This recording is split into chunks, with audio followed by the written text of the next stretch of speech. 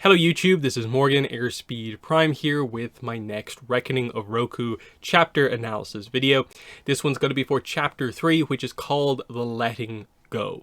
So straight away at the start, I'll mention best way to support the channel for a big long running series like this is to become a YouTube channel member. 2 tiers are available: loyalty badges, custom emojis for both tiers, and then at the higher tier there are also exclusive videos, quite a lot of them, but that is just an option if you do want to help support the channel. Otherwise, let's get into chapter 3 here. It is a direct continuation from the previous chapter in terms of we're at the fishing village that Roku and the air nomads are helping to rebuild, and the idea is that the day that we saw is like this is the final day of building. They're going to celebrate tonight and then head back to the Southern Air Temple, and we can get the plot kind of going basically. The other main, I suppose, significant thing in this chapter is it is the introduction of Gyatso into the story, so that's a fun one, and we will get to that. But yeah, let's just kind of go through this one. So obviously it is that evening, the rebuilding has been done, they are celebrating with the villagers here. Speeches, prayers, a shared meal, storytelling, poetry, music, dancing, that sort of stuff is going on, but Roku's not involved. He has told everyone that he's off meditating by himself, which they allow him, but we do get the reveal that he has basically done this so he can avoid being the avatar publicly for as long as possible. He has to give a speech as part of the kind of festivities, you know, completing the rebuilding work, but he is trying to basically hide out away from having to interact with everyone and like act as the avatar, basically highlighting again the kind of lack of confidence, not really feeling like he knows what to do or is a good avatar, and we see it's in his mind for good reason, because he's done these speeches before, because he's been to other places, had to do this, and it hasn't gone super well. He really hates some of this stuff, but it's what he has to do. So he is pretending to meditate here, but he's actually reading this book, The Lives of the Avatar. And interestingly, we find out who it's written by. It's written by Jinpa. So Jinpa, of course, from The Shadow of Kyoshi, also, I think, referenced in a little bit also in the first Kyoshi book as well, but basically a former companion of Kyoshi. And we find out now an author, and it makes sense. This is definitely in line. Like, he was basically kind of Kyoshi's like secretary, kind of manager for like a little bit, and yeah, he was involved in her life for, I guess, quite a while, and so he's decided the history of the Avatar is one of the things he wants to do, and writing this book that seems to just be I guess a book that just tries to be as in-depth as possible on like all the avatars. We only get a little bit of it, that Roku is reading this to specifically read the first section about how various the different ways in which avatars are identified. So we get the first example, which is the idea that some, like Zito and Yang Chen, were discovered early and indisputably when they bent a second element or exhibited another one of the Avatar's spiritual gifts. So in this specific example here, we of course know from the Yang Chen novels, Yang Chen was discovered by exhibiting the spiritual side of the Avatar with the always-on connection to the past lives, not a second element, meaning that I guess by process of elimination, I'm guessing what they're trying to allude to here is that Zito probably did bend a second element early on in his life, and that's how he was discovered early on. He didn't have to wait until 16 to be told, so that's a nice little specific detail with Zito. We're getting more and more of them. Maybe they're building up to they're going to do something with him eventually, which would be cool. They say others like Karuk were identified by their nation's spiritual leaders who only announced the Avatar's identity when they came of age. So that's the same that happened with Roku, but also Karuk, as we saw at the start of one of the flashback chapters in Shadow of Kyoshi. He did the water sage test, the kind of glowing crystal thing, or whatever way they described it as, not very specific. But we're going to learn in a second what the Fire Nation test is, which is kind of cool. But they do describe the anomaly in all of this, and that is the way Kyoshi was discovered as the Avatar.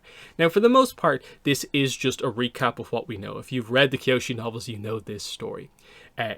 Originally, the Earth Kingdom identified a powerful earthbender of humble origins named Yoon, but they'd gotten it wrong. The actual Avatar was Yoon's maid, Kyoshi, who would go on to become one of the greatest Avatars in history, living for over 200 years. Yoon would go on to be forever known as the false Avatar who descended into madness. The main thing there is just that, I guess, historically, this is how the rise of Kyoshi is written in history. Yoon is considered to be the false Avatar historically, who descended into madness, and Kyoshi and her story is known as a major anomaly in the discovery of an Avatar, which is interesting. And Roku kind of reflects on this and is like, maybe that's what happened to me too. Maybe the sages got it wrong, and maybe I'm a false Avatar in some way. But the sages are like, no, we got it right. Our methods are good.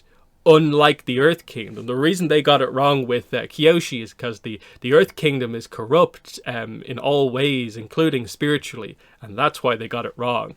So you see a little bit of the Fire Sages kind of disrespecting, I guess the Earth Sages, Earth Kingdom leaders by explaining that.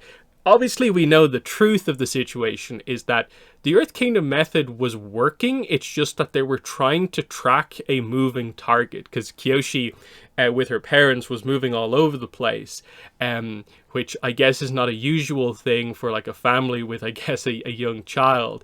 You don't expect a child to be like all over the place to the point where we can't pin them down, and that's the actual like truth of it. It's not like spiritual corruption of the Earth Kingdom like the Fire Sages are trying to get across here, because they even say that like our method is pure and infallible. Now obviously it was correct here with Roku, but that's just the point that they're trying to make here. Another interesting detail, he says perhaps it was supposed to have been his brother or Sozin, like who was the Avatar. They'd all been born on the same day. So this is a major reveal. Roku's brother was in fact his twin brother, because both born on the same day, meaning all three characters shared the same birthday. So there was a trio, I guess, of friends here. This links into some of the stuff from the previous chapters of like Sozin talking about friends, plural, being taken away from him, Roku's brother, what happened, and now we're getting more and more of those connections. So a twin. An Avatar twin, that's a major thing.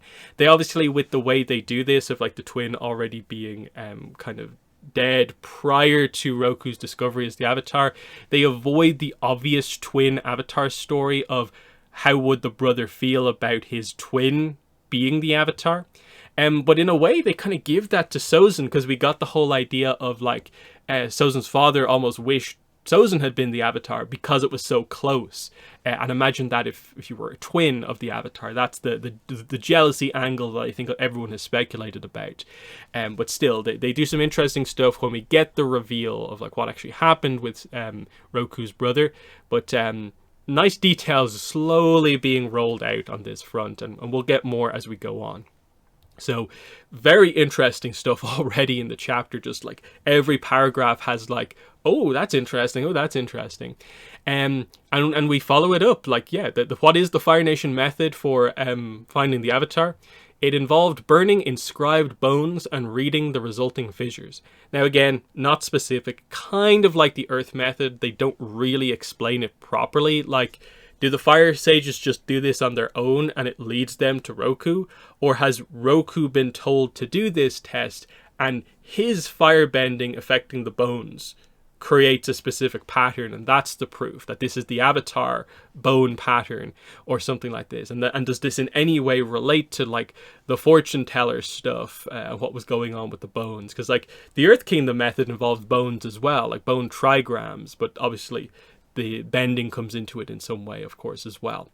That's cool. And then we follow that up with the idea of, well, the one thing going in Roku's favor of like why he maybe considers himself not to be a false Avatar is because he is an accomplished firebender, second only to Sozin among their class at the academy. So it's not just that he's a good firebender, no, he second in the class, coming second only to Sozin is no negative really, because Sozin is like the prodigy of prodigies basically, as far as we're aware, for like a firebender. So Roku is very skilled, just a little clumsy, as we I suppose learn.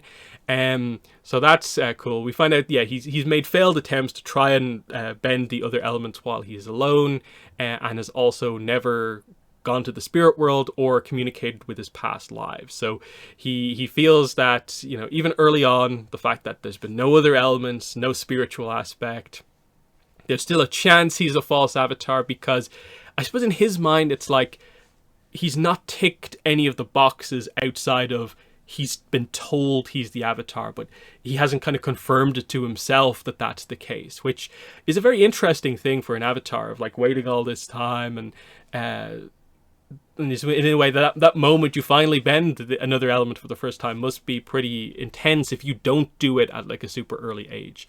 So he tries to do some airbending here, puts a leaf on the ground.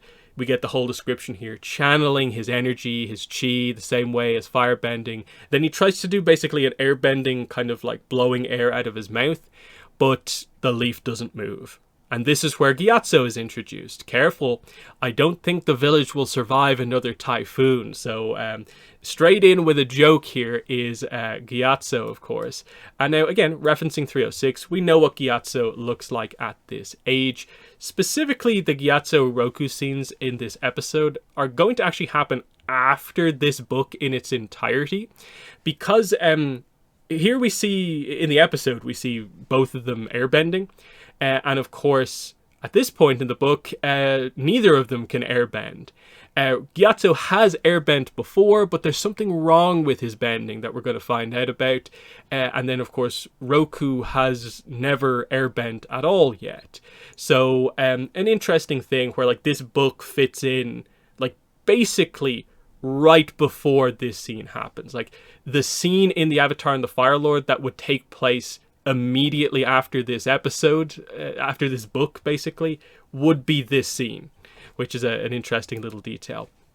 But yeah, that is what Gyatso looks like, and it confirms it like here kind of straight away.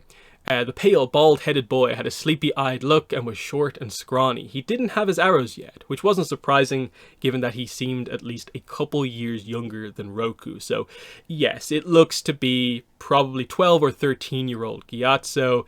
It'd be interesting if it was like 12 to match up with like us being introduced to Aang at 12. That would be kind of cool. But still, Roku is a few years older than Gyatso here. He doesn't know the boy's name is Gyatso, because he's been there with them on the relief kind of aid with the group of airbenders that are kind of with them, of course. But this is their first time properly having an actual conversation. He has learned from Sister Daisha and the others that Gyatso is having trouble airbending, and that Daisha is taking a special interest in trying to help him out with this. So Roku, his response to this kind of insult is, want to show me how it's done? Rubbing salt into the wound, he knows Gyatso can't airbend at this point either consistently. So Gyatso responds, hey, Sister Daisha told me that you don't have to give the speech anymore. Really? Not really. You still have to do it. This time, get the village's name correct. Because obviously last time, the speech was terrible and he didn't get the name correct.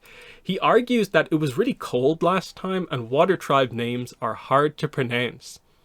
And Gyatso's response says, sure, for certain people, but you do know the name of this village, right? Don't you? Roku changes the subject to like, so I heard your airbending just stopped working for no reason. There is a reason. What is it? You wouldn't understand. Why not? You're a spoiled brat from the Fire Nation. And that's mostly the kind of like end of this. Like, I thought air nomads were supposed to be all nice and gentle. Gyatso's like, my airbending didn't stop working completely, only sometimes. And this is why you can't use his glider, because you don't want it to fail. Your airbending to fail in the middle of gliding high up in the air. Way too dangerous overall. So an interesting exchange between Roku and Gyatso here, very much needling each other over a variety of different things here. Gyatso insulting Roku for not being able to airbend, Roku doing the same to Gyatso. Gyatso insulting Roku for being a Fire Nation noble is a bit of an interesting kind of dynamic there as well. And then, of course, Obviously, Gyatso doesn't think too highly of Roku, I guess, as the Avatar, because his public speaking work isn't particularly great so far. So that's all kind of interesting. But yes, he has to head back. He has to give the speech. He heads over and hopes that he can make it happen. Pretend, maybe like Sozin, who could do something like this, to give a speech like this. Sister Daisha gives him the pep talk. Remember, you are Kyoshi. You are Karuk. You are Yang Chen. You are Zito. And so on. Their accomplishments are your accomplishments. And he starts to speak, and it goes terribly. Like, it's an absolute disaster of a speech. Doesn't remember the name of the village.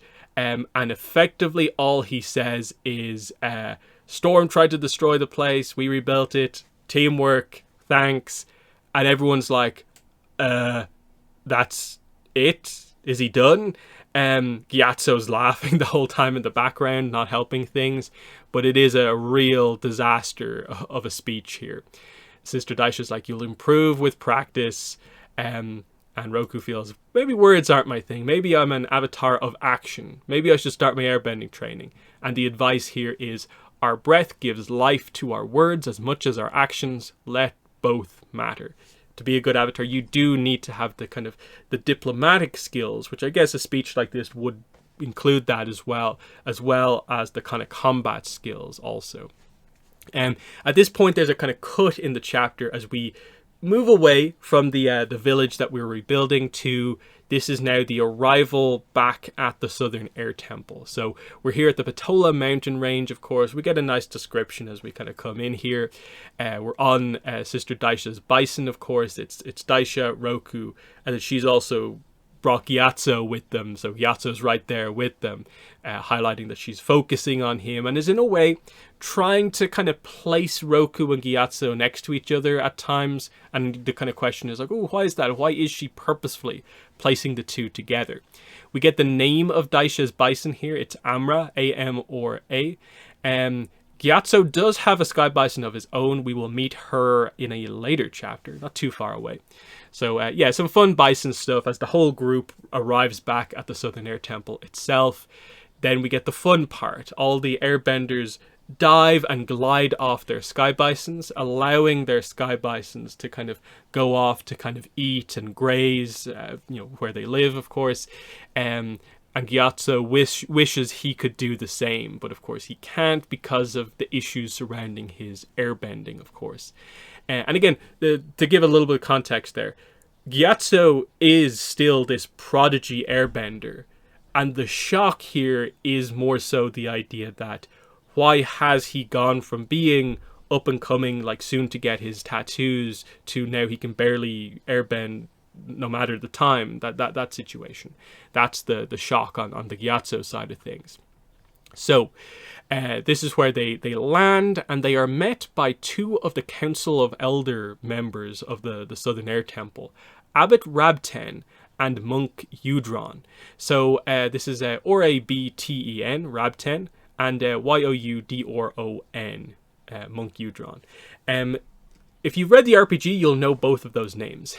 But what's interesting about it is only one of them is a Roku era RPG name, and then the other one is a same name but different era character, like completely different character. So Rabten, if you know the RPG, if you remember the name, it's Professor Rabten from the Republic City book, is the kind of equalist professor guy who has equalist ideologies in the university. So no connection here, multiple generations separating these two characters.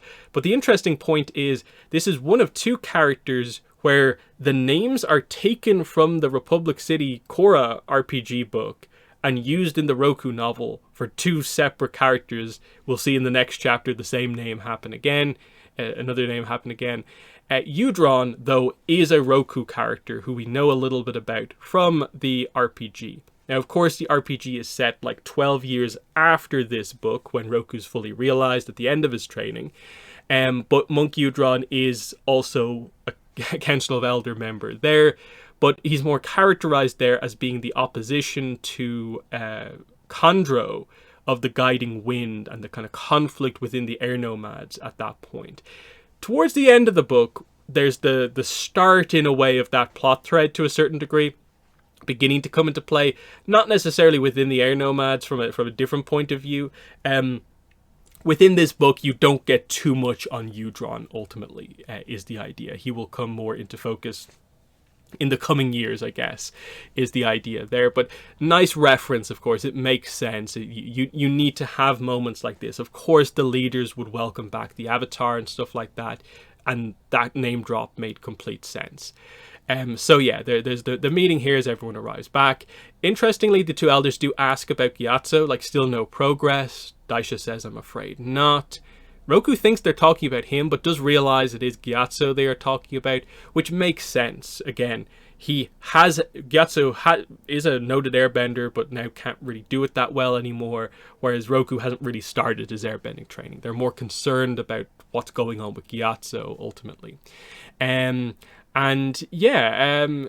Then we get the idea of Roku just in his head kind of being like, look, there are positives to being here at the Air Temple, even though there's frustrations about like what's going on, like his life has changed, of like, yeah, it's been instructive, humbling, and it has felt good to help people he knows. Sister Daisha is an excellent teacher. He's learned a lot. He will continue to meditate and reflect on his experiences. And he is very, very tired, basically. So then he excuses himself. He goes back to his kind of quarters. And we find out, this is an interesting detail as well. He is, the room he goes back to is not the Avatar's room. It's just a random room. It's highlighted here that Daisha will not allow him to use the special Avatar quarters that are reserved for the Avatar, which we learned about in like the previous books. That like Zito was in here, Yang Chen was in here, but Roku's not ready apparently for that room. Apparently a lesson in humility, of course. So when will Roku earn the access to that room will be an interesting point. But in his quarters, he hears a knock at the door, and he is handed a small chest containing messages, and there's a note on the top. And effectively, the idea here is this is a message from Daisha that telling him not to read any of these, but of course he's going to read them. Specifically what it says is, Avatar Roku, this box contains message scrolls that arrived for you while we were traveling. Some come from your friends and family in the Fire Nation, others are from across the world, from those who seek the Avatar's help with one matter or another. You asked me how you might learn detachment. Here's a way to begin. Read not a single one. So her teaching style here is basically, hey, this box of messages, if you want to be detached, don't read any of them after months out of contact from everyone, basically. And is the timing of this too great? Probably you wouldn't say so. Roku does immediately try to meditate and think about this, and he's doing pretty well, but then realizes that, like, okay, the letting go of the title, I am too curious about what's actually going on here, because the potential of who has actually messaged him. So he goes through it and is like, I couldn't care less what my parents think. He says that in his head here. So another reference to the idea of there are issues with his parents, and he doesn't mind really being away from them. There's not really a sense that he misses them. It's more like Sozin, kind of Ta Min, who he'd like to be around back in the Fire Nation. But interestingly, there's a mention here, but he longed to read comforting words from his grandmother. So, okay with the grandmother, but not his actual parents. What's going on? How does this relate to other things that we've learned about? We'll kind of get bits and pieces of this, I guess. Sozin surely must have written him several messages by now, including Roku thinking that, maybe he might mention, the idea of Sozin complaining about how the Fire Lord wasn't entrusting him with enough responsibility.